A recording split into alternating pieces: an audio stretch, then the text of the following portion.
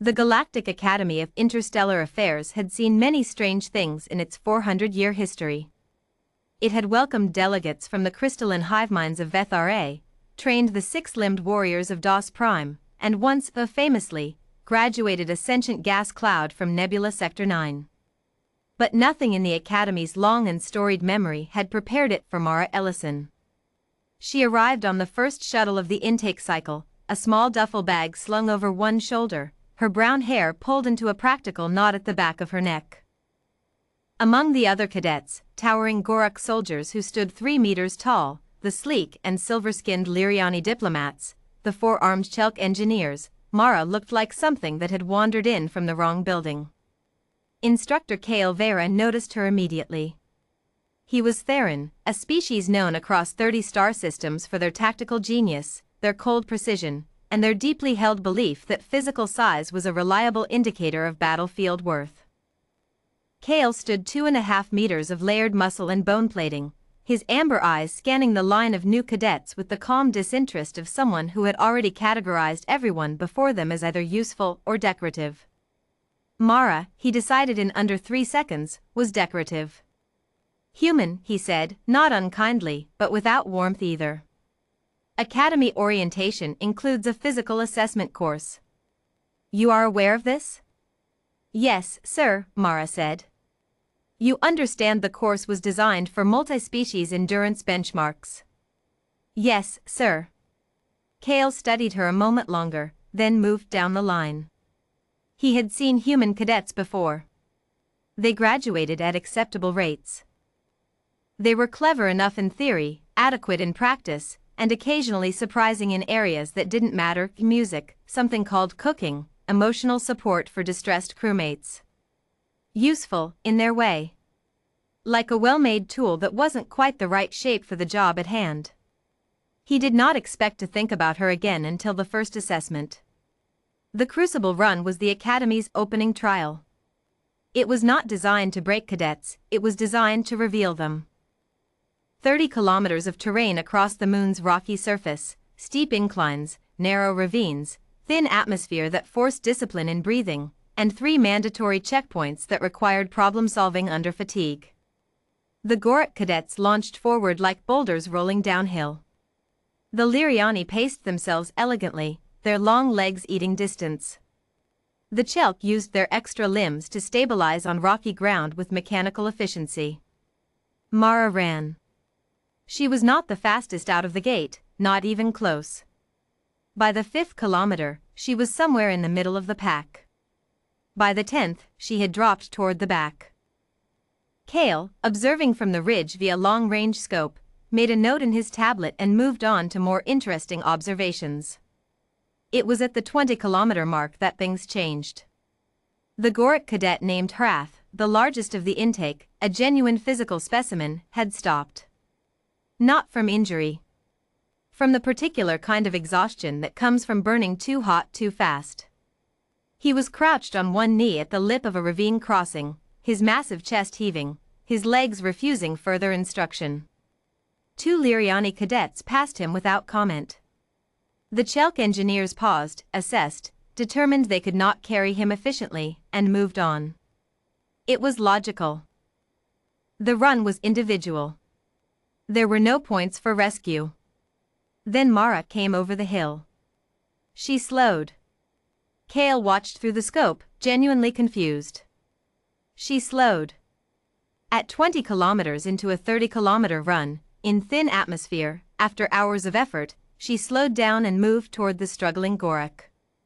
What followed was difficult for Kale to immediately process. The human did not try to carry Hrath, even she appeared to understand the physics of that were unfavorable.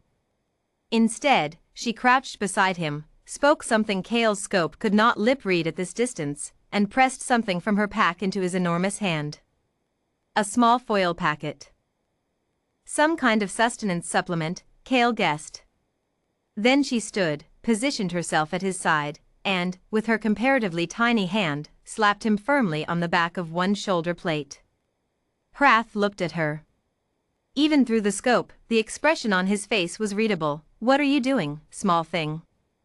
Mara apparently said something else. Hrath stood up.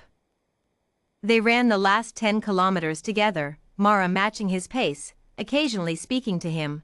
Cale would later learn she had talked continuously. Something about a concept called pacing and a human historical event called the Battle of the Bulge and a person named Sergeant Hank who had carried a man 12 kilometers through snow with a broken rib and never stopped talking. The talking, she had apparently explained, was the point. It kept both of them present. It kept the body from listening to the part of the brain that wanted to quit. They crossed the finish line together. Not first. Not last.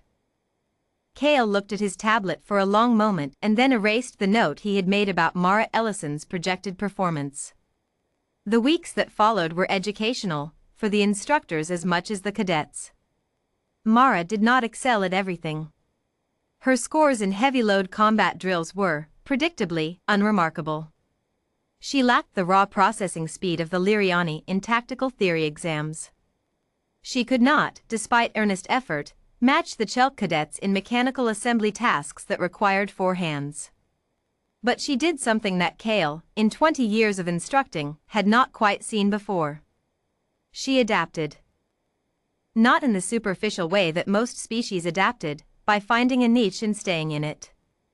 She adapted constantly, trial by trial, situation by situation, as though failure were simply data she was collecting for a later experiment. She asked more questions than any other cadet. She studied species she would never personally resemble, not to copy them, but to understand why their methods worked, and then find the human-shaped version of the same principle. She also, inexplicably, befriended nearly everyone. Hrath followed her around like a large and devoted geological formation. The Liriani cadet, Savn, who had initially dismissed Mara as non-threatening and therefore irrelevant, was observed eating lunch with her 3 days into the second week and laughing, actually laughing, at something Mara had said. Even the Chelk engineers, notoriously insular, had apparently welcomed her into their study group after she solved a load distribution problem by applying something she called the way my grandfather balanced hay bales. Cale found himself pausing outside the common room one evening, listening to Mara hold court at a table of cadets from 6 different species, explaining something called psychological safety with the earnest conviction of a person who had thought deeply about why groups of people fail when they should succeed. He did not go in. But he listened for longer than he intended. The final exam of the intake cycle was a crisis simulation, a damaged ship, a crew of injured cadets from mixed species, limited resources, and 30 minutes to stabilize before the scenario declared total loss. Every intake cohort ran it. Few passed at full marks. The exercise was designed, explicitly, to be slightly beyond what any individual could manage alone. Mara was assigned team lead. Cale had done this deliberately. He told himself it was because the role rotation system had landed on her name. He did not entirely believe himself. What he observed, over the 30 minutes that followed, would form the core of a lecture he would give every intake class for the next 15 years. Mara did not try to do everything. She did not try to be the strongest, fastest, or most technically skilled person in the room. She already knew she wasn't. Instead, within the first 45 seconds, she had assigned every task to the cadet most suited to it, communicated with a directness and warmth that somehow didn't feel like either command or plea, and positioned herself not at the front of the action but at the center of the communication, the node through which information flowed and from which clarity radiated outward. When Hratha's hands were too large for a delicate repair, Mara talked him through breathing slowly and tried herself, failing, then flagged Savn whose fine motor control was superior. When 2 cadets began to conflict over resource allocation, she stepped between them and said, with complete calm, "You're both right about different parts of this, here's how we use both." With 4 minutes remaining, the simulation's automated system added an unexpected variable, a secondary hull breach that the scenario's designers had included as an unsolvable complication, intended only to measure how gracefully teams failed. Mara looked at it for exactly 6 seconds. Then she did something none of Cale's previous teams had done. She accepted the loss of the secondary compartment immediately, redirected every resource toward ensuring the primary crew survived, and communicated the decision to her team in 11 words. We can't save everything. So we save everyone. Move. They passed. Full marks. First full marks score in 7 intake cycles. After the simulation, Kale found Mara in the corridor outside the assessment room, sitting on the floor with her back against the wall and her eyes closed, apparently decompressing in the quiet way he had noticed humans sometimes needed. He stood beside her for a moment. Ellison, he said. She opened one eye. Instructor Vera. Your methods are unorthodox. Humans usually are, sir. Kale was quiet for a moment. Outside the wide viewport at the end of the corridor, the stars moved in their ancient, indifferent patterns. He had spent 20 years measuring cadets against standards built for species that were larger, faster, stronger, older in the galaxy. He was beginning to suspect the standards had been missing something. Where did you learn to lead like that? He asked. Mara thought about it. Nowhere special, she said. Humans have just had a lot of practice at being the smallest thing in a dangerous situation and needing everyone else to survive it anyway. She paused. We got good at it. Kale looked at her for a long moment. Then he did something that surprised them both. He nodded, not the short, dismissive acknowledgement he gave most cadets, but the slow, deliberate nod of a Theran warrior offering genuine respect. Yes, he said quietly. I believe you did. Somewhere in the galaxy, in 100 different academies and outposts and frontier stations, other species were still making the same mistake Kale had made on that first morning, looking at the small, soft, oddly cheerful creatures from the third planet of an unremarkable star system and seeing something fragile. They would learn. They always did.